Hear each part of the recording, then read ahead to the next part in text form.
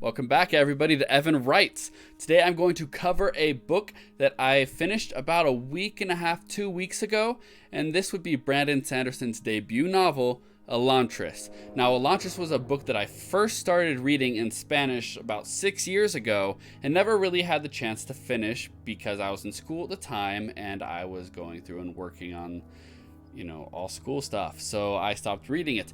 Well, this time I went ahead and read it in English because it's a faster read for me. I don't have to try to look up a lot of words that I didn't know before. And this time I did finish it, and let me say I'm glad I did. Before I go into any more specifics, let's go ahead and roll the intro. Elantris is a story mainly about three specific people. We have Rodin, who was recently taken by something called the Shroud, the Shayad. I will just say Shayad, it's a little bit easier to say. He was taken by the Shayad, and the Shayad is the magic of the world. It converts somebody who is normal in the world into something called an Elantrian, which used to be a mystical being, almost a godlike being that had bright glowing hair, silvery skin, and they could do magic. But something happened, and that's the premise of this book, 10 years ago, where the magic broke, and instead of turning into this glorious being, all the Elantrians turned into this decrepit shell of a person who takes pain and damage and never can recover from it, and they have graying skin, but they are immortal still, so every single painful experience they experience stays with them forever, so they're just a body of extreme pain. So the premise of this book is trying to figure out what happened to the magic and why it is that these people went from being godlike beings to practically these zombie-like states of a person.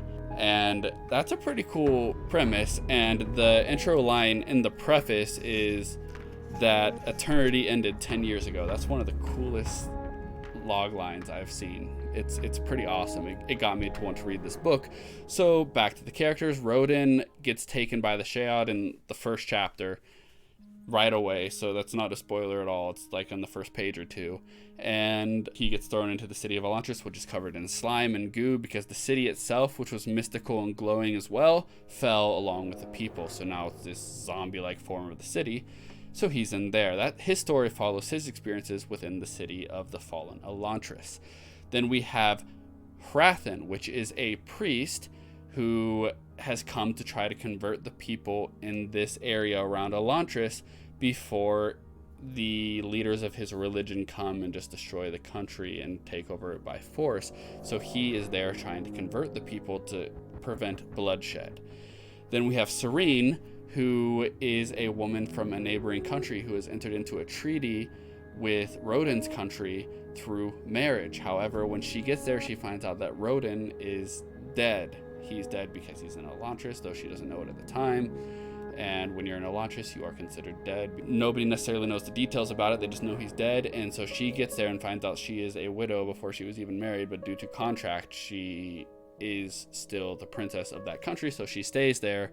And a lot of the book revolves around her and Hrathen fighting around politically, trying to prevent things from happening. Hrathen's trying to prevent a war, and she's trying to prevent the entire country from converting and becoming part of that large religious nation earlier. So that is pretty much the synopsis of the story. It follows those three characters, and that's pretty interesting. It switches between three different viewpoints. Every single chapter goes in the same order, following all three characters. Some of the chapters are longer, some of them are shorter. The majority of the book, I would say, follows Serene, which I like her character a lot. But for me, I really enjoyed reading Rodin the most, mainly because he's the one interacting with the magic and with the people of Elantris. And that's really what interested me more about this book rather than the actual political spectrum, which was most of the book. So if you are a fan of political intrigue and a lot of religious stuff, this book is probably the most religious I've seen of any of the Brandon Sanderson books. However, they are fake religions, and none of these religions necessarily profess any of his beliefs. But it is a very culturally religious setting where these people have a lot of different religions and they're all referred to, and you kind of have to get to know them a little bit. So if that turns you off, well, this might not be the book for you. But if you like that, and if you like political intrigue and people taking over countries either by force or by calculations, this is a good book for you. It was enjoyable for me, but I found myself looking forward to most going through and reading Rodin's story and figuring out more about Elantris.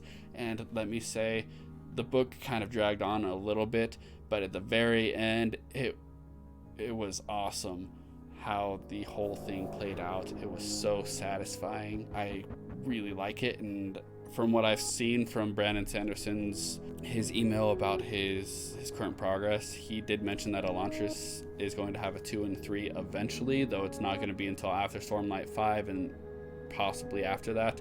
So it's going to be a while before he gets to anything following Elantris again, but I'm really excited to see more in this world, especially now that he has grown as a writer. This is very clearly, one of the negatives about this book is that very clearly it is his first book. There are a lot of threads that go into the book and a lot of questions you're asked, and I felt like a lot of the answers weren't necessarily satisfying, and most of them were given near the very end of the book, no matter how big or small they were. Serene has an uncle, and you want to know about his backstory, or you hear that you should know about his backstory as a character, and that information is just thrown in at the end with a lot of the other climaxing stuff, and it wasn't really as important, and it didn't feel like a good payoff to me. It didn't really matter too much, and it was supposed to be a big question of the book, but it didn't really ever feel like it was necessary. So there was a lot of things like that in the book where you felt like the payoffs weren't as strong, but the big payoff at the end, which is something that Sanderson has always been good at, is setting off the final payoff for the complete scenario of the story. That was amazing. It was just the smaller payoffs that he hadn't quite gotten around to making feel good yet, and he does fix that in things like Mistborn and his later books. So this was very clearly his first book, so that is a downside, but because this is his first book, I'm definitely forgiving of it, and I did read through the book and enjoy it as I was reading it. I just don't feel like it was as strong as his later novels. I still do feel like it was worth the read, and it's still better than a lot of other novels I've read, beginner or otherwise. So if you are interested in reading more Brandon Sanderson, I would recommend Elantris. I'm going to quickly cover a few points that I liked about this book and a few points that I disliked about this book. What I loved about this book was the system of magic and the whole backstory of Elantris falling and needing to figure it out. That is a super cool premise, and I understand why he goes with it, and it was great. I loved it. The whole developing the magic as I went through and trying to figure out what happened to it was the key point that kept me interested through the whole book, and I just kept wanting to go back and back to it. That being said, my first downside is that a lot of the book revolved around the political intrigue and the religious intrigue of the other two main characters, so you didn't get as much of the magic and learning as I would have liked, but I'm assuming if and when he gets to Elantris 2 and 3, it'll play more of a role. The next thing I liked is that it wasn't the only magic system in his book, though the other magic systems in his book were barely touched on and very shrouded in mystery because we don't know much about it at all.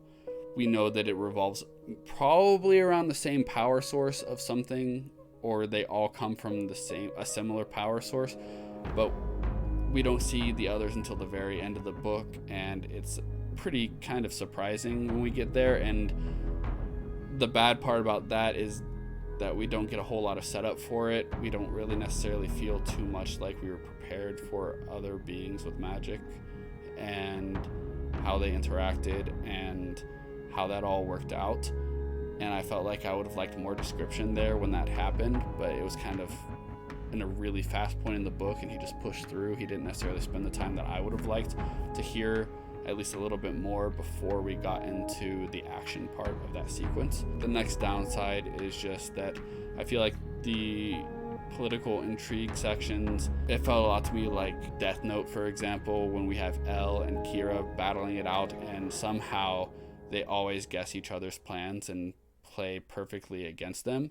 And that's what a lot of this book felt like. And even when there are two really smart people battling it out, I don't think it's very obvious when people could know other people's plans right away, when there are so many other options that they could choose. For example, if we go and watch like the BBC Sherlock, And Moriarty, Sherlock very rarely has an exact idea of what Moriarty's doing, but he has a ton of ideas on what could be happening, and it's pretty intriguing because Sherlock's a super brilliant person, and so is Moriarty, and they never necessarily know exactly what the other's plan is, though because Moriarty set up all the traps, he usually has a little bit more of an upper hand. I felt like with Elantris, it was a little bit more like the Kira and El, where they just instantly know the plan of the other and move on to thwart it, and it wasn't as interesting for me reading it like that.